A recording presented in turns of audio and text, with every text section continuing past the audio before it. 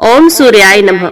आपके अपने YouTube channel जय मां कंजक में आपका बहुत बहुत स्वागत है। आज की वीडियो के माध्यम से हम रविवार सूर्य देव की कथा आपके सामने प्रस्तुत करने जा रहे हैं। उम्मीद करती हूँ कथा का पूरा फल लेने के लिए आप कथा को शुरू से लेकर अंत तक जरूर श्रवण करेंगे, क्योंकि कथा का पूरा फल हमें कथा को पूरा सुनने से ही मिलता है। आधा अधूरा छोड़ने से हम सिर्फ पाप के भागीदार बनते हैं। तो चलिए आज की इस कथा को हम शुरू करते हैं। ओम सूर्याय नमः। व्यास जी कहते हैं, कैलाश के रमणीय शिखर पर भगवान महेश्वर सुखपूर्वक बैठे थे। इसी समय सकंद ने उनके पास जाकर पृथ्वी पर मस्तक टेककर उन्हें प्रणाम किया और कहा, हे नाथ, मैं आपसे रविवार आदि का यथार्थ फल सुनना चाहता हूँ। महादेव जी ने कहा, बेटा, रविवार के दिन मनुष्य व्रत रहकर सूर्य को लाल फूलों से अर्घ दे और रात को हविष्यान्न भोजन करे। ऐसा करने से वे कभी स्वर्ग से भ्रष्ट नहीं होता। रविवार का व्रत परम पवित्र और हितकर है। वे समस्त कामनाओं को पूर्ण करने वाला, पुण्यप्रद, ऐश्वर्यदायक, रोग नाशक और स्वर्ग तथा मोक्ष प्रदान करने वाला है। यदि रविवार के दिन सूर्य की संक्रांति तथा शुक्ल पक्ष की सप्तमी हो तो उस दिन किया हुआ व्रत, पूजा और जप सब अक्षय होता है। शुक्ल पक्ष के रविवार को ग्रहपति सूर्य की पूजा करनी चाहिए। हाथ में फूल ले, लाल कमल पर विराजमान, सुंदर ग्रीवा से सुशोभित, रक्त वस्त्रधारी और लाल रंग के आभूषणों से विभूषित भगवान सूर्य का ध्यान करें और फूलों को सूंघ कर ईशान कोण की ओर फेंक दें। इसके बाद सूर्य गायत्री का जप करें। तदंतर गुरु के उपदेश के अनुसार विधि पूर्वक पूजा करें। भक्ति के साथ पुष्प और केले आदि के सुंदर फल अर्पण करके जल चढ़ाना चाहिए। जल के बाद चंदन, चंदन के बाद धूप, धूप के बाद दीप, दीप के पश्चात नैवेद्य तथा उसके बाद जल निवेदन करना चाहिए। तत्पश्चात जप, स्तुति मुद्रा और नमस्कार करना उचित है। पहली मुद्रा का नाम अंजलि और दूसरी का नाम धेनु है। इसी प्रकार जो सूर्य का पूजन करता है वे उन्हीं का सायुज्य प्राप्त करता है। भगवान सूर्य एक होते हुए भी काल भेद से नाना रूप धारण करके प्रत्येक मास में तपते रहते हैं। एक ही सूर्य 12 रूपों में प्रकट होते हैं। मार्गशीर्ष में मित्र, पोष में सनातन विष्णु, माघ में वरुण, फाल्गुन में सूर्य, चैत्र में भानु, वैशाख में तापन, ज्येष्ठ में इंद्र, आषाढ़ में रवि, श्रावण में गवस्त, भाद्रपद में यम, अश्विन में हिरण्यरेता और कार्तिक में दिवाकर तपते हैं। इस प्रकार 12 महीनों में भगवान सूर्य 12 नामों से पुकारे जाते हैं। इनका रूप अत्यंत विशाल, महान, तेजस्वी और प्रलयकालीन अग्नि के समान देदीप्यमान है। जो इस प्रसंग का नित्य पाठ करता है उसके शरीर में पाप नहीं रहता। उसे रोग, दरिद्रता और अपमान का कष्ट भी कभी नहीं उठाना पड़ता। वे यश, राज्य, सुख तथा अक्षय स्वर्ग प्राप्त करता है। अब मैं सबको प्रसन्नता प्रदान करने वाला सूर्य के उत्तम महामंत्र का वर्णन करता हूँ। उसका भाव इस प्रकार है। सहस्र भुजाओं से सुशोभित भगवान आदित्य को नमस्कार है। हाथ में कमल धारण करने वाले वरुण देव को बारंबार नमस्कार है। अंधकार का विनाश करने वाले सूर्य देव को अनेक बार नमस्कार है। ऋषिमय सहस्रों जिह्वाएं धारण करने वाले भानु को नमस्कार है। भगवान, तुम ही ब्रह्मा, तुम ही विष्णु और तुम ही रुद्र हो, तुम ही नमस्कार है। तुम ही संपूर्ण प्राणियों के भीतर अग्नि और वायु रूप से विराजमान हो, तुम्हें बारंबार प्रणाम है। तुम्हारी सर्वत्र गति और सब भूतों में स्थिति है। तुम्हारे बिना किसी भी वस्तु की सत्ता नहीं है। तुम इस चराचर जगत में समस्त देहधारियों के भीतर स्थित हो। इस मंत्र का जप करके मनुष्य अपने संपूर्ण मनोवांछित पदार्थों तथा स्वर्ग आदि के भोग को प्राप्त करता है। आदित्य, भास्कर, सूर्य, अर्क, भानु, दिवाकर, स्वर्णरेता, मित्र, पूषा, त्वष्टा, स्वयंभू और तिमिराश, ये सूर्य के 12 नाम बताए गए हैं। जो मनुष्य पवित्र होकर सूर्य के इन 12 नामों का पाठ करता है वे सब पापों और रोगों से मुक्त होकर परम गति को प्राप्त होता है। षडानन। अब मैं महात्मा भास्कर के जो दूसरे प्रधान नाम हैं, उनका वर्णन करता हूँ। तपन, तापन, कर्ता, हर्ता, महेश्वर, लोक साक्षी, त्रिलोकेश, व्योमाधिप, दिवाकर, अग्निगर्भ, महाविप्र, खग, सप्ताश्वाहन, पद्महस्त, तमोभेदी, ऋग्वेद, यजुसामक, कालप्रिय, पुंडरीक, मूल स्थान और भाविक। जो मनुष्य भक्ति पूर्वक इन नामों का सदा स्मरण करता है, उसे रोग का भय कैसे हो सकता है। कार्तिकेय, तुम यत्न पूर्वक सुनो। सूर्य का नाम स्मरण सब पापों को हरने वाला और शुभ है। महामते, आदित्य की महिमा के विषय में तनिक भी संदेह नहीं करना चाहिए। मंत्रों का जप, होम और संध्या उपासना करना चाहिए। ये मंत्र सब प्रकार से शांति देने वाले और संपूर्ण विघ्नों के विनाशक हैं। ये सब रोगों का नाश कर डालते हैं। अब महात्मा भास्कर के मूल मंत्र का वर्णन करूंगा, जो संपूर्ण कामनाओं को सिद्ध करने वाला है तथा भोग और मोक्ष प्रदान करता है। इस मंत्र से सदा सब प्रकार की सिद्धि प्राप्त होती है, ये निश्चित बात है। इसके जप से रोग नहीं सताते तथा किसी प्रकार के अनिष्ट का भय नहीं होता। ये मंत्र ना किसी को देना चाहिए और ना किसी से इसकी चर्चा करनी चाहिए, अपितु प्रयत्न पूर्वक इसका निरंतर जप करते रहना चाहिए। जो लोग अभक्त, संतानहीन, पाखंडी और लौकिक व्यवहारों में आसक्त हैं, उनसे तो इस मंत्र की कदापि चर्चा नहीं करनी चाहिए। संध्या और होम कर्म में मूल मंत्र का जप करना चाहिए। उसके जप से रोग और क्रूर ग्रहों का प्रभाव नष्ट हो जाता है।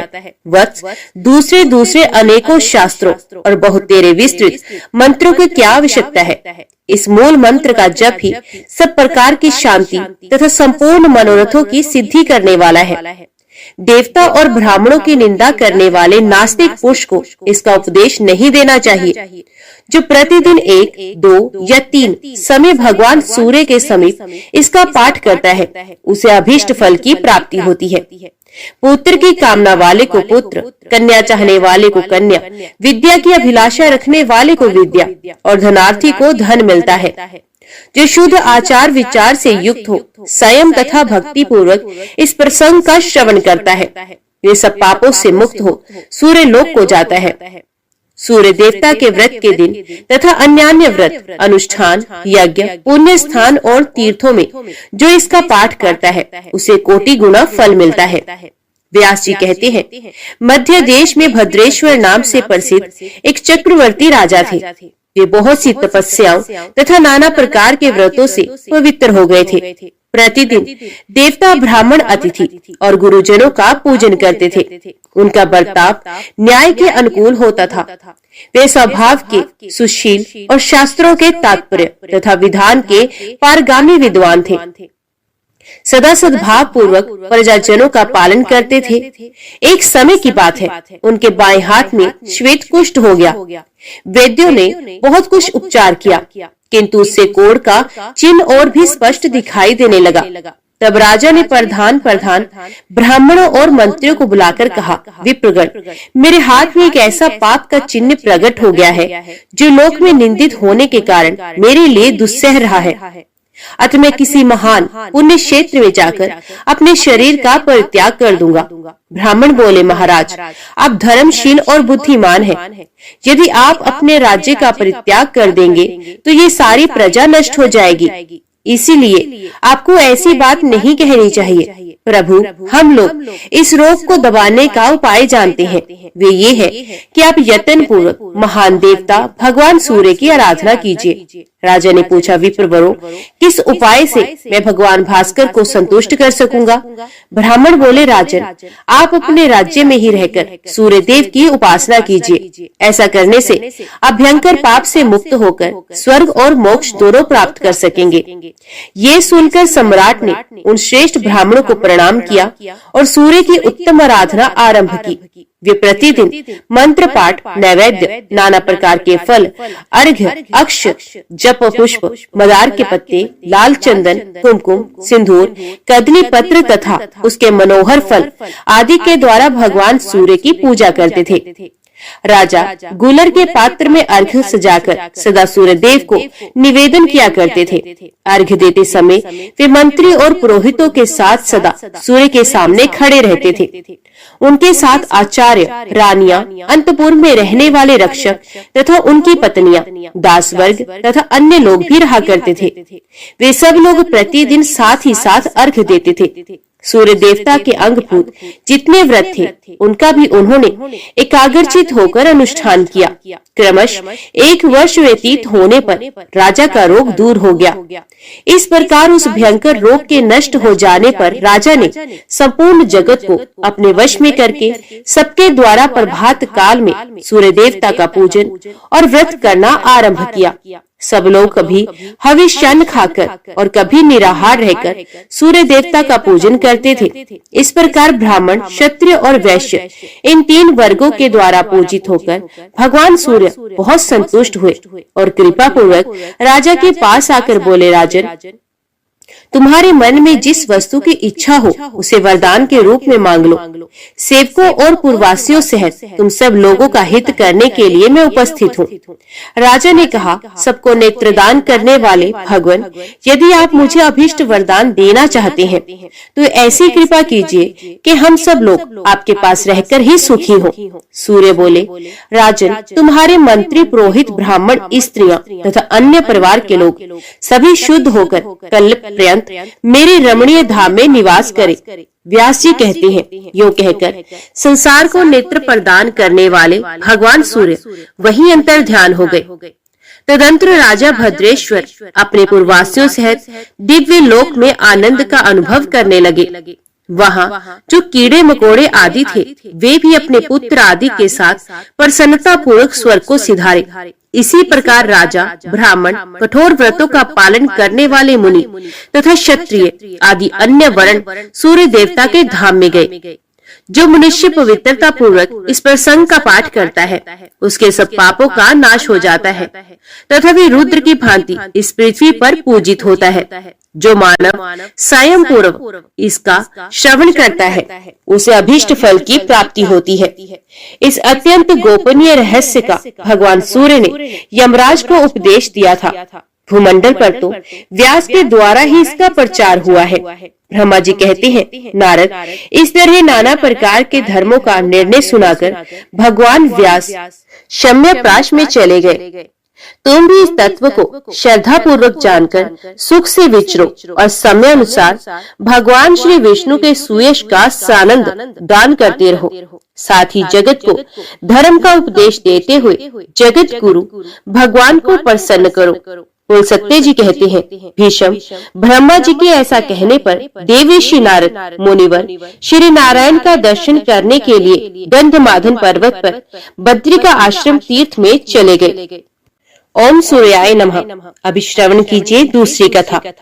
मार्कंडेय जी ने कहा, वत्स, प्रजापति ब्रह्मा जी को आदि बनाकर जिसकी प्रवृत्ति हुई है तथा जो संपूर्ण जगत का मूल कारण है उस राजवंश का तथा उसमें प्रकट हुए राजाओं के चरित्रों का वर्णन सुनो। जिस वंश में मनु, इक्ष्वाकु, अनर्ण्य, भगीरथ तथा अन्य सैकड़ों राजा जिन्होंने पृथ्वी का पालन किया था उत्पन्न हुए थे, वे सभी धर्मज्ञ, यज्ञकर्ता, शूरवीर तथा परम तत्व के ज्ञाता थे। ऐसे वंश का वर्णन सुनकर मनुष्य समस्त पापों से छूट जाता है। पूर्व काल में प्रजापति ब्रह्मा ने नाना प्रकार की प्रजा को उत्पन्न करने की इच्छा लेकर दाहिने अंगूठे से दक्ष को उत्पन्न किया और बाएं अंगूठे से उनकी पत्नी को प्रकट किया। दक्ष की अदिति नाम की एक सुंदर कन्या उत्पन्न हुई जिसके गर्भ से कश्यप ने भगवान सूर्य को जन्म दिया।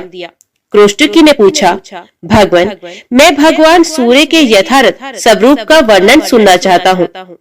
वे किस प्रकार कश्यप जी के पुत्र हुए, कश्यप और अदिति ने कैसी उनकी आराधना की, उनके यहाँ अवतीर्ण हुए भगवान सूर्य का कैसा प्रभाव है, ये सब बातें यथावत रूप से बताइए। मार्कंडेय जी ने कहा, ब्राह्मण, पहले ये संपूर्ण लोक प्रभा और प्रकाश से रहित था। चारों ओर घोर अंधकार घेरा डाले हुए था। उस समय परम कारण स्वरूप एक अविनाशी एवं बृहत अंड प्रकट हुआ। उसके भीतर सबके प्रपिता महा जगत के स्वामी लोक सृष्टा कमल योनि साक्षात ब्रह्मा जी विराजमान थे। उन्होंने उस अंड का भेदन किया। महामुने उन ब्रह्मा जी के मुख से ओंकार ये महान शब्द प्रकट हुआ। उससे पहले भू और फिर भूमं तदंत्र स्वः ये 3 व्याख्याएं उत्पन्न हुई जो भगवान सूर्य का स्वरूप है। ओंकार इस स्वरूप से सूर्यदेव का अत्यंत सूक्ष्म रूप प्रकट हुआ। उससे मह ये स्थूल रूप हुआ। फिर उससे जन ये स्थूलतर रूप उत्पन्न हुआ। उससे तप और तप से सत्य प्रकट हुआ। इस प्रकार ये सूर्य के 7 स्वरूप स्थित हैं, जो कभी प्रकाशित होते हैं और कभी अप्रकाशित रहते हैं। ब्राह्मण मैंने ओम ये रूप बताया है। ये सृष्टि का आदि अंत अत्यंत सूक्ष्म एवं निराकार है। वही परब्रह्म तथा वही ब्रह्म का स्वरूप है। उक्त अंड का भेदन होने पर अव्यक्त जन्मा ब्रह्मा जी के प्रथम मुख से ऋचाएं प्रकट हुई। उनका वर्ण जपा कुसुम के समान था। वे सब तेजोमय एक दूसरी से पृथक तथा रजोमय रूप धारण करने वाली थी। तत्पश्चात ब्रह्मा जी के दक्षिण मुख से यजुर्वेद के मंत्र अबाध रूप से प्रकट हुए। जैसा स्वर्ण का रंग होता है वैसा ही उनका भी था। वे भी एक दूसरे से पृथक पृथक थे। फिर परमेष्ठी ब्रह्मा के पश्चिम मुख से सामवेद के छंद प्रकट हुए। संपूर्ण अथर्ववेद जिसका रंग भ्रमर और कज्जल राशि के समान काला था तथा जिसमें अभिचार और शांति क्रम के प्रयोग हैं, ब्रह्मा जी के उत्तर मुख से प्रकट हुआ। उसमें सुख में सत्व गुण तथा तमोगुण की प्रधानता है। वे घोर और सौम्य रूप है। ऋग्वेद में रजोगुण की, यजुर्वेद में सत्व गुण की, सामवेद में तमोगुण की तथा अथर्ववेद में तमोगुण एवं सत्व गुण की पदार्थ है। ये चारों वेद अनुपम तेज से देदीप्यमान होकर पहले की ही भांति पृथक पृथक स्थित हुए। तत्पश्चात वे प्रथम तेज जो ओम के नाम से पुकारा जाता है अपने स्वभाव से प्रकट हुए। ऋग्वेद में तेज का व्याप्त करके स्थित हुआ। महामुने इसी प्रकार उस प्रणव रूप तेज ने यजुर्वेद एवं सामवेद में तेज को भी आवृत किया। इस प्रकार उस अधिष्ठान स्वरूप परम तेज ओंकार में चारों वेद में तेज एक तव को प्राप्त हुए। ब्राह्मण तदंत्र वे पूंजीभूत उत्तम वैदिक तेज परम तेज प्रणव के साथ मिलकर जब एक तव को प्राप्त होता है तब सबके आदि में प्रकट होने के कारण उसका नाम आदित्य होता है। महाभाग वे आदित्य ही इस विश्व का अविनाशी कारण है।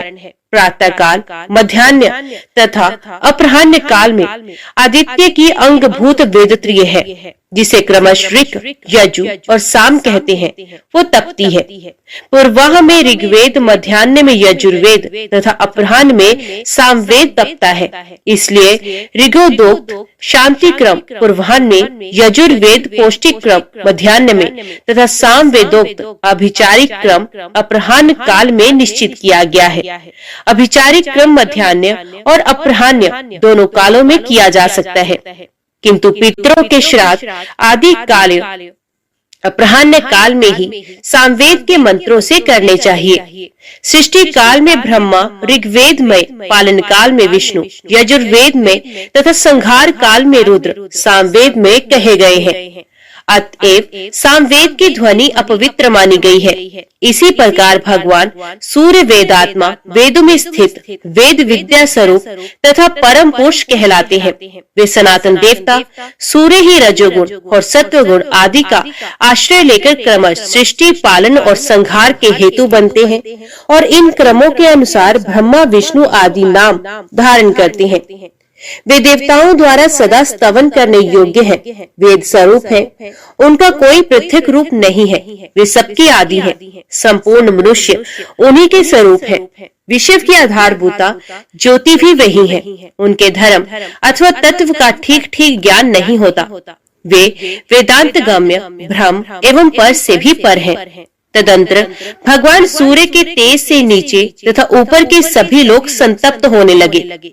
ये देखकर सृष्टि की इच्छा रखने वाले कमल योनि ब्रह्मा जी ने सोचा, सृष्टि पालन और संहार के कारणभूत भगवान सूर्य के सब ओर फैले हुए तेज से मेरी रची हुई सृष्टि भी नाश को प्राप्त हो जाएगी। जल ही समस्त प्राणियों का जीवन है, वे जल सूर्य के तेज से सूखा जा रहा है। जल के बिना इस विश्व की सृष्टि हो ही नहीं सकती। ऐसा विचार कर लोक पिता वहां भगवान ब्रह्मा ने एकाग्रचित होकर भगवान सूर्य की स्तुति आरंभ की। ब्रह्मा जी बोले, ये सब कुछ जिनका स्वरूप है, जो सर्व में है, संपूर्ण विश्व जिनका शरीर है, जो परम ज्योति स्वरूप है, तथा योगी जन जिनका ध्यान करते हैं, उन भगवान सूर्य को मैं नमस्कार करता हूँ, जो ऋग्वेद में है, यजुर्वेद के अधिष्ठान है, सामदेव की योनि है, जिनकी शक्ति का चिंतन नहीं हो सकता, जो स्थूल रूप में 3 वेदमय है और सूक्ष्म रूप में प्रणव की अर्धमात्रा है, तथा जो गुणों से परे एवं पर ब्रह्म स्वरूप है, उन भगवान सूर्य को मेरा नमस्कार है। भगवान, आप सबके कारण परम ज्ञेय, आदि पुरुष, परम ज्योति, ज्ञानातीत स्वरूप, देवता रूप से स्थूल तथा पर से भी परे और सबके आदि एवं प्रभा का विस्तार करने वाले हैं। मैं आपको नमस्कार करता हूँ। आपकी जो आदर्श शक्ति है, उसकी प्रेरणा से मैं जल, पृथ्वी, अग्नि, वायु, उनके देवता तथा प्रणव आदि से युक्त समस्त सृष्टि की रचना करता हूँ। इसी प्रकार पालन और संहार भी मैं उस आदिश शक्ति की प्रेरणा से ही करता हूँ, अपनी इच्छा से नहीं। भगवान, आप ही अग्नि स्वरूप हैं। आप जब जल सोख लेते हैं, तब मैं पृथ्वी तथा जगत की सृष्टि करता हूँ। आप ही सर्वव्यापी एवं आकाश स्वरूप हैं, तथा आप ही इस 5 भौतिक जगत का पूर्ण रूप से पालन करते हैं। सूर्य देव परमात्म तत्व के ज्ञाता, विद्वान पुरुष, सर्वयज्ञ में विष्णु स्वरूप आपका ही यज्ञ द्वारा यजन करते हैं, तथा अपनी मुक्ति की इच्छा रखने वाले जितेंद्रिय यति आप सर्वेश्वर परमात्मा का ही ध्यान करते हैं। देव स्वरूप आपको नमस्कार है। यज्ञ रूप आपको प्रणाम है। योग्यों के ध्येय पर ब्रह्म स्वरूप आपको नमस्कार है। प्रभु, मैं सृष्टि करने के लिए उदित हूँ और आपका ये तेज पुंज सृष्टि का विनाशक हो रहा है, अतः अपने इस तेज को समेट लीजिए। मार्कंडेय जी कहते हैं, सृष्टिकर्ता ब्रह्मा जी के इस प्रकार स्तुति करने पर भगवान सूर्य ने अपने महान तेज को समेटकर स्वल्प तेज को ही धारण किया। तब ब्रह्मा जी ने पूर्व कल्पांतरों के अनुसार जगत की सृष्टि आरंभ की। महामुनि ब्रह्मा जी ने पहले की ही भांति देवताओं, असुरों, मनुष्यों, पशु पक्षियों, वृक्ष लताओं तथा नर्क आदि की भी सृष्टि की। मार्कंडेय जी कहते हैं, मुने, इस जगत की सृष्टि करके ब्रह्मा जी ने पूर्व कल्पों के अनुसार वर्ण, आश्रम, समुद्र, पर्वत और द्वीपों का विभाग किया। देवता, दैत्य तथा सर्प आदि के रूप और स्थान भी पहले की ही भांति बनाए। ब्रह्मा जी के मरीचि नाम से विख्यात जो पुत्र थे, उनके पुत्र कश्यप हुए। उनकी 13 पत्नियां हुई। वे सबके सब प्रजापति दक्ष की कन्याएं थी। उनसे देवता, दैत्य और नाग आदि बहुत से पुत्र उत्पन्न हुए। आदिति ने त्रिभुवन के स्वामी देवताओं को जन्म दिया। दिति ने दैत्यों को तथा दरु ने महाप्रकर्मी एवं भयानक दानवों को उत्पन्न किया। विंता से गरुड़ और अरुण 2 पुत्र हुए।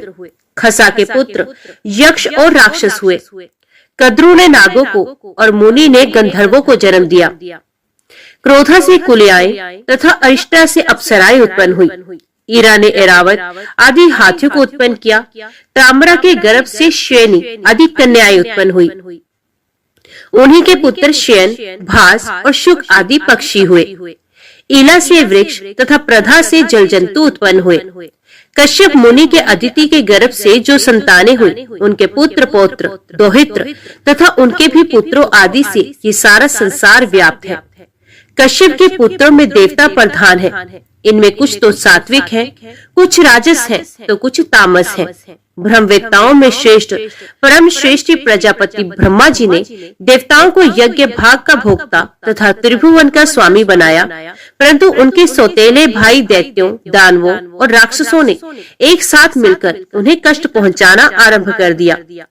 इस कारण 1000 दिव्य वर्षों तक उनमें बड़ा भयंकर युद्ध हुआ। अंत में देवता पराजित हुए और बलवान दैत्यों तथा दानवों को विजय प्राप्त हुई।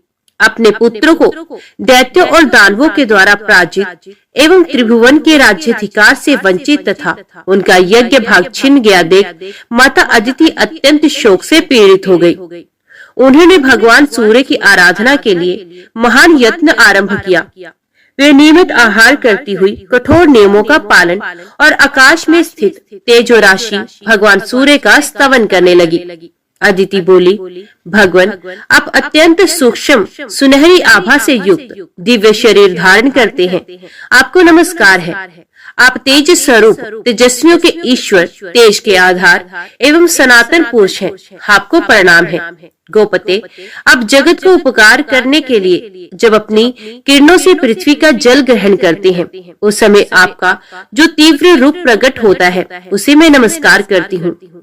8 महीनों तक सौम्य रस को ग्रहण करने के लिए आप जो अत्यंत तीव्र रूप धारण करते हैं उसे मैं प्रणाम करती हूँ। भास्कर, उसी संपूर्ण रस को बरसाने के लिए जब आप छोड़ने को उद्यत होते हैं, उस समय आपका जो तृप्ति कारक मेघ रूप प्रकट होता है उसको मेरा नमस्कार है। इस प्रकार जल की वर्षा से उत्पन्न हुए सब प्रकार के अन्नों को पकाने के लिए आप जो भास्कर रूप धारण करते हैं उसे मैं प्रणाम करती हूँ। तरणे, जड़हन धान की वृद्धि के लिए जो आप पाला गिराने आदि के कारण अत्यंत शीतल रूप धारण करते हैं उसको मेरा नमस्कार है। सूर्य देव, वसंत ऋतु में जो आपका सौम्य रूप प्रकट होता है, जिसमें ना अधिक गर्मी होती है ना अधिक सर्दी, उसे मेरा बारंबार नमस्कार है। जो संपूर्ण देवताओं तथा पितरों को तृप्त करने वाला और अनाज को पकाने वाला है, आपके उस रूप को नमस्कार है। जो रूप लताओं और वृक्षों का एकमात्र जीवन दाता तथा अमृतमय है, जिससे देवता और पितृ पान करते हैं, आपके उस सोम रूप को नमस्कार है। आपका ये विश्व में स्वरूप ताप एवं तृप्ति प्रदान करने वाले अग्नि और सोम के द्वारा व्याप्त है। आपको नमस्कार है। विभवसु, आपका जो रूप ऋक, यजु और साम में तेजों की एकता से इस विश्व को तपाता है तथा जो वेद के स्वरूप है उसको मेरा नमस्कार है। तथा जो उससे भी उत्कृष्ट रूप है जिसे ओंकार कहकर पुकारा जाता है, जो अस्थूल, अनंत और निर्मल है, उस सद्मात्मा को नमस्कार है। इस प्रकार देवी अदिति नियम पूर्वक रहकर दिन रात सूर्य देव की स्तुति करने लगी। उनके आराधना की इच्छा से वे प्रतिदिन निराहार ही रहती थी। तदंतर बहुत समय व्यतीत होने पर भगवान सूर्य ने दक्ष कन्या अदिति को आकाश में प्रत्यक्ष दर्शन दिया। अदिति ने देखा, आकाश से पृथ्वी तक तेज का एक महान पुंज स्थित है। उद्दीप्त ज्वालाओं के कारण उसकी ओर देखना कठिन हो रहा है। उन्हें देखकर देवी अदिति को बड़ा भय हुआ। वे बोली, गोपते, आप मुझ पर प्रसन्न हो। मैं पहले आकाश में आपको जिस प्रकार देखती थी वैसी आज नहीं देख पाती। इस समय वहाँ भूतल पर मुझे केवल तेज का समुदाय दिखाई दे रहा है। दिवाकर, मुझ पर कृपा कीजिए जिससे आपके स्वरूप का दर्शन कर सकूं। भक्तवत्सल प्रभु, मैं आपकी भक्त हूँ। आप मेरे पुत्रों की रक्षा कीजिए। आप ही ब्रह्मा होकर इस विश्व की सृष्टि करते हैं। आप ही पालन करने के लिए उदित होकर इसकी रक्षा करते हैं तथा अंत में ये सब कुछ आप में ही लीन होता है। संपूर्ण लोकों में आपके सिवा दूसरी कोई गति नहीं। आप ही ब्रह्मा, विष्णु, शिव, इंद्र, कुबेर, यम, वरुण, वायु, चंद्रमा, अग्नि, आकाश, पर्वत और समुद्र है। आपका तेज सबकी आत्मा है। आपकी क्या स्तुति की जाए। यज्ञेश्वर प्रतिदिन अपने क्रम में लगे हुए ब्राह्मण भांति भांति के पदों से आपकी स्तुति करते हुए यजन करते हैं। जिन्होंने अपने चित्त को वश में कर लिया वे योगनिष्ठ पुरुष योग मार्ग से आपका ही ध्यान करते हुए परम पद को प्राप्त होते हैं। आप विश्व को ताप देते, उसे पकाते, उसकी रक्षा करते हैं, उसे भस्म कर डालते हैं और फिर आप ही जल गर्भित शीतल किरणों द्वारा इस विश्व को प्रकट करते और आनंद देते हैं। कमल योनि ब्रह्मा के रूप में आप ही सृष्टि करते हैं। विष्णु नाम से आप ही पालन करते हैं तथा कल्पांत में रुद्र रूप धारण करके आप ही संपूर्ण जगत का संहार करते हैं। मार्कंडे जी कहते हैं, तदंतर भगवान सूर्य अपने तेज से प्रकट हुए। उस समय वे तपाए हुए तांबे के समान कांतिमान दिखाई देते थे। देवी अदिति उनका दर्शन करके चरणों में गिर पड़ी। तब भगवान सूर्य ने कहा, देवी तुम्हारी जो इच्छा हो वे वर मुझसे मांगो। तब देवी अदिति घुटने के बल से पृथ्वी पर बैठ गई और मस्तक नवाकर प्रणाम करके वरदायक भगवान सूर्य से बोली, देव आप प्रसन्न हो। अधिक बलवान दैत्यों और दानवों ने मेरे पुत्रों के हाथ से त्रिभुवन का राज्य और यज्ञ भाग छीन लिए हैं। गोपते उन्हें प्राप्त कराने के निमित्त आप मुझ पर कृपा करें। आप अपने अंश से देवताओं के बंधु होकर उनके शत्रुओं का नाश करें। प्रभु आप ऐसी कृपा करें जिससे मेरे पुत्र पुण्य यज्ञ भाग के भोक्ता तथा त्रिभुवन के स्वामी हो जाए। तब भगवान सूर्य ने अदिति से प्रसन्न होकर कहा, देवी मैं अपने सहस्त्र अंशों से तुम्हारे गर्भ से अवतीर्ण होकर तुम्हारे पुत्र के शत्रुओं का नाश करूंगा। इतना कहकर भगवान सूर्य अंतर्ध्यान हो गए और अदिति भी संपूर्ण मनोरथ सिद्ध हो जाने के कारण तपस्या में निवृत्त हो गई। तदंतर सूर्य की सुषमा नाम वाली किरण जो सहस्त्र किरणों का समुदाय थी, देव माता अदिति के गर्भ में अवतीर्ण हुई। देव माता अदिति एकाग्रचित होकर चंद्रायण आदि व्रतों का पालन करने लगी और अत्यंत पवित्रता पूर्वक उस गर्भ को धारण किए रही। ये देख महर्षि कश्यप ने कुछ कुपित होकर कहा, तुम नित्य उपवास करके अपने गर्भ के बच्चे को क्यों मार डालती हो? ये सुनकर उसने कहा, देखिए ये रहा गर्भ का बच्चा, मैंने इसे मारा नहीं है, ये स्वयं ही अपने शत्रु को मारने वाला है। यूं कहकर देवी अदिति ने उस गर्भ को उदर से बाहर कर दिया। वे अपने तेज से प्रज्वलित हो रहा था। उदयकालीन सूर्य के समान तेजस्वी उस गर्भ को देखकर कश्यप ने प्रणाम किया और आदि ऋचाओं के द्वारा आदर पूर्वक उसकी स्तुति की। उनकी स्तुति करने पर शिशु रूपधारी सूर्य उस अंडकार गर्भ से प्रकट हो गए। उनके शरीर की कांति कमल पत्र के समान श्याम थी।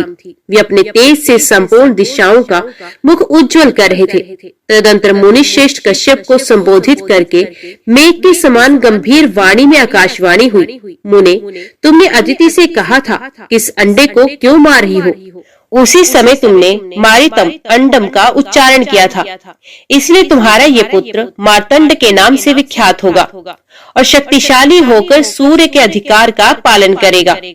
इतना ही नहीं, ये यज्ञ भाग का अपहरण करने वाले देव शत्रु असुरों का भी संहार करेगा।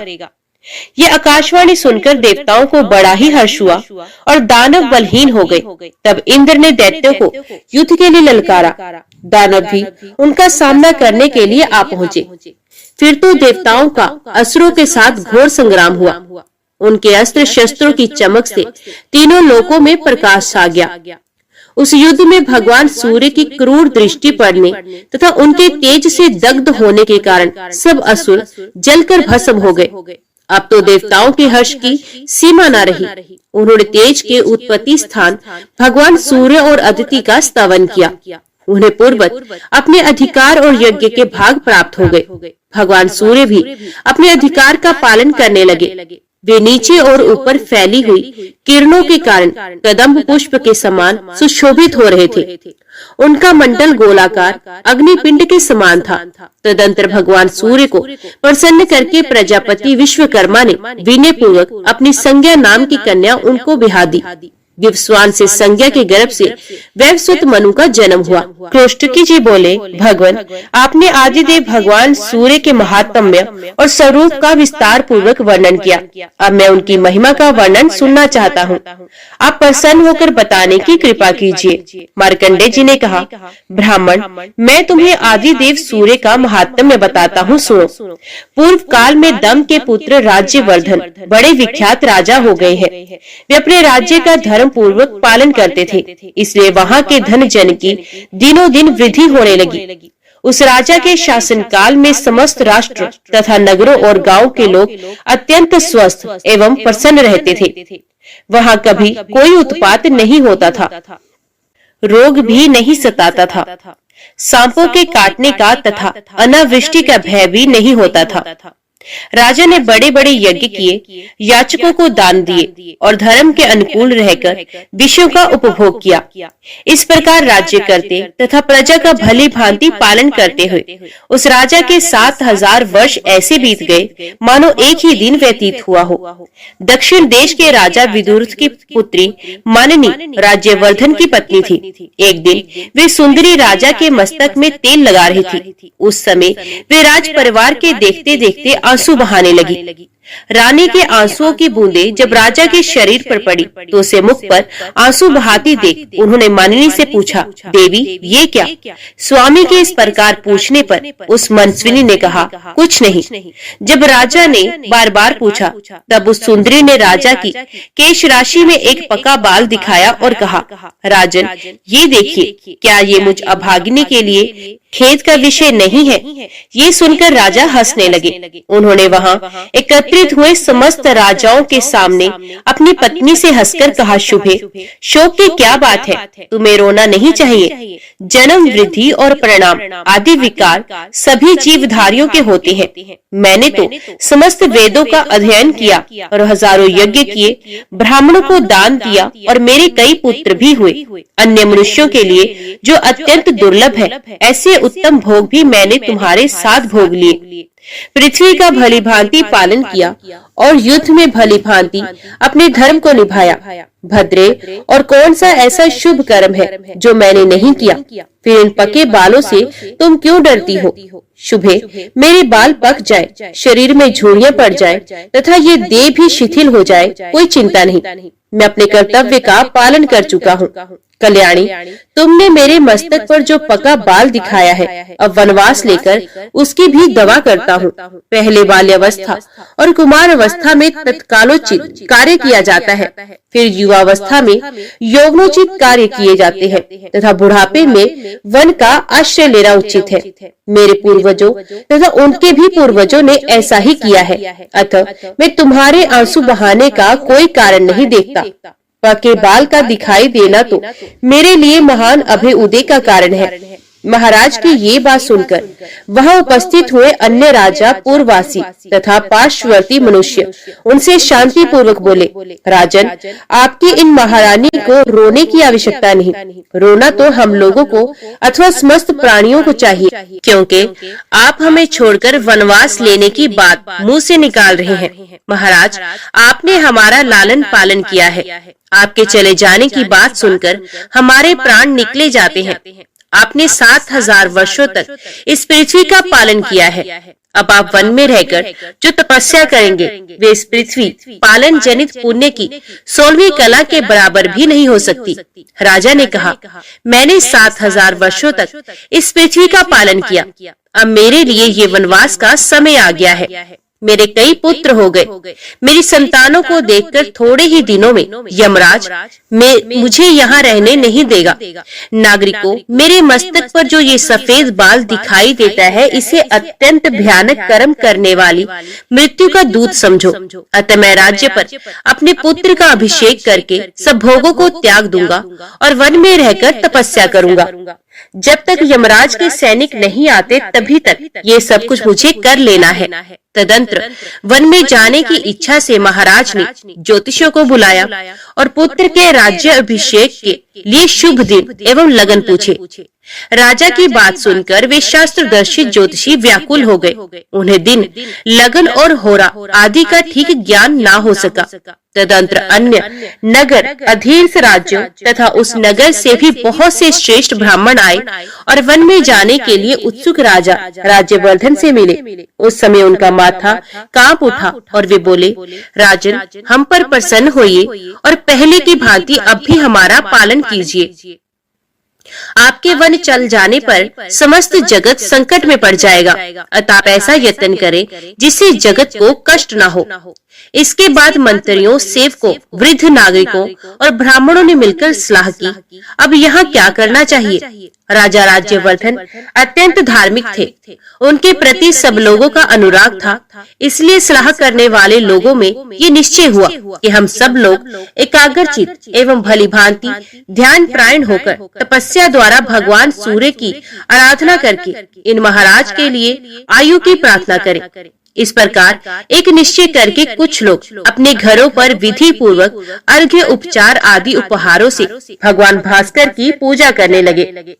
दूसरे लोग मौन रहकर ऋग्वेद, यजुर्वेद और सामवेद के जप से सूर्यदेव को संतुष्ट करने लगे। अन्य लोग निराहार रहकर नदी के तट पर निवास करते हुए तपस्या के द्वारा भगवान सूर्य की आराधना करने लगे। कुछ लोग अग्निहोत्र करते, कुछ दिन रात सूर्य सूक्त का पाठ करते और कुछ लोग सूर्य की ओर दृष्टि लगाकर खड़े रहते थे। सूर्य की आराधना के लिए इस प्रकार यत्न करने वाले उन लोगों के समीप आकर सुदामा नामक गंधर्व ने कहा, द्विजवरों, यदि आप लोगों को सूर्य देव की आराधना अभिष्ट है तो ऐसा कीजिए जिससे भगवान भास्कर प्रसन्न हो सके। आप लोग यहाँ से शीघ्र ही कामरूप पर्वत पर जाइए। वहाँ गुरु विशाल नामक वन है जिसमें सिद्ध पुरुष निवास करते हैं। वहाँ पर एकाग्रचित होकर आप लोग सूर्य की आराधना करें। वे परम हितकारी सिद्ध क्षेत्र है। वहाँ आप लोगों की सब कामनाएं पूर्ण होंगी। सुदामा की ये बात सुनकर वे समस्त द्विज गुरु विशाल वन में गए। वहाँ उन्होंने सूर्य देव का पवित्र एवं सुंदर मंदिर देखा। उस स्थान पर ब्राह्मण आदि तीनों वर्णों के लोग मिताहारी एवं एकाग्रचित होकर पुष्प, चंदन, धूप, गंध, जप, होम, अन्न और दीप आदि के द्वारा भगवान सूर्य की पूजा एवं स्तुति करने लगे। ब्राह्मण बोले, देवता, दानव, यक्ष, ग्रह और नक्षत्रों में भी जो सबसे अधिक तेजस्वी हैं, उन भगवान सूर्य की हम शरण लेते हैं। जो देवेश्वर भगवान सूर्य आकाश में स्थित होकर चारों ओर प्रकाश फैलाते तथा अपनी किरणों से पृथ्वी और आकाश को व्याप्त किए रहते हैं, उनकी हम शरण लेते हैं। आदित्य, भास्कर, भानु, सविता, दिवाकर, पूषा, अर्यमा, स्वर्ण भानु तथा दीप्त दिष्टि, ये जिनके नाम हैं, जो चारों युगों का अंत करने वाले कालग्नि है, जिनकी ओर देखना कठिन है, जिनकी परलय के अंत में भी गति है, जो योगीश्वर, अनंत, रक्त, पीत, सित और असित है, ऋषियों के अग्निहोत्रों तथा यज्ञ के देवताओं में जिनकी स्थिति है, जो अक्षर, परम भूत तथा मोक्ष के उत्तम द्वार है, जिनके उदय स्तमन रूप रथ में छंदों में अश्व जुते हुए हैं, तथा जो उस रथ पर बैठकर मेरुगिरी की प्रदक्षिणा करते हुए आकाश में विचरण करते हैं। अनरत और ऋत दोनों ही जिनके स्वरूप है, जो भिन्न भिन्न पुण्य तीर्थों के रूप में विराजमान है, एकमात्र जिन पर इस विश्व की रक्षा निर्भर है, जो कभी चिंतन में नहीं आ सकते, उन भगवान भास्कर की हम शरण लेते हैं। ब्रह्मा, शिव तथा विष्णु के जो रूप हैं, वे आपके ही हैं। जिनके 3 स्वरूप हैं, वे भगवान भास्कर हम पर प्रसन्न हो। जिन अजन्मा जगदीश्वर के अंग में ये संपूर्ण जगत स्थित है तथा जो जगत के जीवन है, वे भगवान सूर्य हम पर प्रसन्न हो। जिनका एक परम प्रकाशमान रूप ऐसा है जिसकी ओर प्रभा पुंज की अधिकता के कारण देखना भी कठिन हो जाता है, तथा जिनका दूसरा रूप चंद्रमा है जो अत्यंत सौम्य है, ये भगवान भास्कर हम पर प्रसन्न हो। इस प्रकार भक्ति पूर्वक स्तवन और पूजन करने वाले उन द्विजों पर 3 महीने में भगवान सूर्य प्रसन्न हुए और अपने मंडल से निकलकर उसी के समान कांति धारण किए वे नीचे उतरे और दूरदर्श होते हुए भी उन सबके समक्ष प्रकट हो गए। तब उन लोगों ने अजन्मा सूर्य देव के स्पष्ट रूप का दर्शन करके उन्हें भक्ति से विनीत होकर प्रणाम किया। उस समय उनके शरीर में रोमांच और कंप हो रहा था। वे बोले, सहस्त्र किरणों वाले सूर्य देव, आपको बारंबार नमस्कार है। आप सबके हेतु तथा संपूर्ण जगत के विजय केतु हैं। आप ही सबके रक्षक, सबके पूज्य, संपूर्ण यज्ञों के आधार तथा योग वेत्ताओं के ध्येय हैं। आप हम पर प्रसन्न हो। मार्कंडेय जी कहते हैं, तब भगवान सूर्य ने प्रसन्न होकर सब लोगों से कहा, द्विजगण, आपको जिस वस्तु की इच्छा हो वे मुझसे मांगे। ये सुनकर ब्राह्मण आदि वर्णों के लोगों ने उन्हें प्रणाम करके कहा, अंधकार का नाश करने वाले भगवान सूर्यदेव, यदि आप हमारी भक्ति से प्रसन्न हैं, तो हमारे राजा राज्यवर्धन निरोग, शत्रु विजय, सुंदर केशों से युक्त तथा स्थिर यौवन वाले होकर 10,000 वर्षों तक जीवित रहे। तथास्तु कहकर भगवान सूर्य अंतर ध्यान हो गए। वे सब लोग भी मनोवांछित वर पाकर प्रसन्नता पूर्वक महाराज के पास लौट आए। वहाँ उन्होंने सूर्य से वर पाने आदि की सब बातें यथावत कह सुनाई। ये सुनकर रानी मानिनी को बड़ा हर्ष हुआ, परंतु राजा बहुत देर तक चिंता में पड़े रहे। वे उन लोगों से कुछ न बोल सके। मानिनी का हृदय हर्ष से भरा हुआ था। वे बोली, महाराज, बड़े भाग्य से आयु की वृद्धि हुई है। आपका अभय उदय हो। राजन, इतने बड़े अभय उदय के समय आपको प्रसन्नता क्यों नहीं होती? 10,000 वर्षों तक आप निरोग रहेंगे, आपकी जवानी स्थिर रहेगी, फिर भी आपको खुशी क्यों नहीं होती? राजा बोले, कल्याणी, मेरा अभय उदय कैसे हुआ? तुम मेरा अभिनंदन क्यों करती हो? जब हजार हजार दुख प्राप्त हो रहे हैं, उस समय किसी को बधाई देना क्या उचित माना जाता है? मैं अकेला ही तो 10,000 वर्षों तक जीवित रहूंगा, मेरे साथ तुम तो नहीं रहोगी। क्या तुम्हारे मरने पर मुझे दुख नहीं होगा? पुत्र पौत्र परपौत्र इष्ट बंधु बांधव भक्त सेवक तथा मित्र वर्ग, वे सब मेरी आंखों के सामने मरेंगे। उस समय मुझे अपार दुख का सामना करना पड़ेगा। जिन लोगों ने अत्यंत दुर्बल होकर शरीर की नाड़ियां सुखा कर मेरे लिए तपस्या की, वे सब तो मरेंगे और मैं भोग भोगते हुए जीवित रहूंगा। ऐसी दशा में क्या मैं धिक्कार देने योग्य नहीं हूँ? सुंदरी, इस प्रकार मुझ पर आपत्ति आ गई, मेरा अभ्युदय नहीं हुआ। क्या तुम इस बात को नहीं समझती? फिर क्यों मेरा अभिनंदन कर रही हो? मानिनी बोली, महाराज, आप जो कहते हैं वे सब ठीक है। मैंने तथा पूर्ववासियों ने आपके प्रेमवश इस दोष की ओर देखा और नहीं देखा। नरनाथ, ऐसी अवस्था में क्या करना चाहिए, ये आप ही सोचे, क्योंकि भगवान सूर्य ने प्रसन्न होकर जो कुछ कहा है वे अन्यथा नहीं हो सकता। राजा ने कहा, देवी, पूर्ववासियों और सेवकों ने प्रेमवश मेरे साथ जो उपकार किया है उसका बदला चुकाए बिना मैं किस प्रकार भोग भोगूंगा? यदि भगवान सूर्य की ऐसी कृपा हो कि समस्त प्रजा भृत्य वर्ग, तुम, अपने पुत्र पौत्र परपौत्र और मित्र भी जीवित रह सके, तो मैं राज्य सिंहासन पर बैठकर प्रसन्नता पूर्वक भोगों का उपभोग कर सकूंगा। यदि वे ऐसी कृपा नहीं करेंगे तो मैं उसी कामरूप पर्वत पर निराहार रहकर तब तक तपस्या करूंगा जब तक कि इस जीवन का अंत न हो जाए। राजा के यूं कहने पर रानी मानिनी ने कहा, ऐसा ही हो। फिर वे भी महाराज के साथ कामरूप पर्वत पर चली गई। वहां पहुंचकर राजा ने पत्नी के साथ सूर्य मंदिर में जाकर सेवा प्रायण हो भगवान भानु की आराधना आरंभ की। दोनों दंपत्ति उपवास करते करते दुर्बल हो गए। सर्दी, गर्मी और वायु का कष्ट सहन करते हुए दोनों ने घोर तपस्या की। सूर्य की पूजा और भारी तपस्या करते करते जब 1 वर्ष से अधिक समय व्यतीत हो गया, तब भगवान भास्कर प्रसन्न हुए। उन्होंने राजा को समस्त सेवकों, पूर्ववासियों और पुत्रों आदि के लिए इच्छा अनुसार वरदान दिया। वर पाकर राजा अपने नगर को लौट आए और धर्म पूर्वक प्रजा का पालन करते हुए बड़ी प्रसन्नता के साथ राज्य करने लगे। धर्मज्ञ राजा ने बहुत से यज्ञ किए और दिन रात खुले हाथ से दान दिए। वे अपने पुत्र पौत्र और भृत्य आदि के साथ यौवन को स्थिर रखते हुए 10,000 वर्षों तक जीवित रहे। उनका ये चरित्र देखकर भृगुवंशी परमिति ने विस्मित होकर ये गाथा गाई, आहो, भगवान सूर्य के भजन की कैसी शक्ति है, जिससे राजा राज्यवर्धन अपने तथा स्वजनों के लिए आयुवर्धन बन गए। जो मनुष्य ब्राह्मणों के मुख से भगवान सूर्य के इस उत्तम महात्म्य का श्रवण तथा पाठ करता है, वे 7 रात के लिए किए हुए पापों से मुक्त हो जाता है। मुनि श्रेष्ठ, इस प्रसंग से सूर्यदेव के जो मंत्र आए हैं, उनमें से जो एक एक का भी यदि तीनों संध्याओं के समय जप किया जाए तो वे समस्त पातकों का नाश करने वाला होता है। सूर्य के जिस मंदिर में इस समूचे महात्म्य का पाठ किया जाता है, वहाँ भगवान सूर्य अपना सानिध्य नहीं छोड़ते।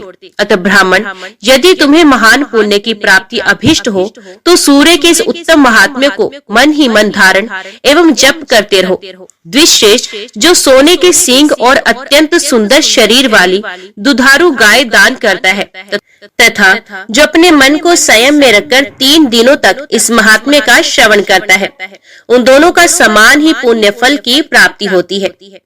ओम सूर्याय नमः। ओम नमो भगवते वासुदेवाय नमः। आज की वीडियो में इतना ही। उम्मीद करती हूँ वीडियो आपको पसंद आई होगी। वीडियो पसंद आई हो तो वीडियो को लाइक और चैनल को सब्सक्राइब जरूर कीजिएगा। जय श्री हरि लिखकर कमेंट बॉक्स में अपनी हाजिरी और अपने सुझाव देना ना भूलिएगा। तो मिलते हैं अगली कथा अगली वीडियो के साथ। तब तक के लिए देखते व सुनते रहिए। जय मां कंजक, जय माता दी।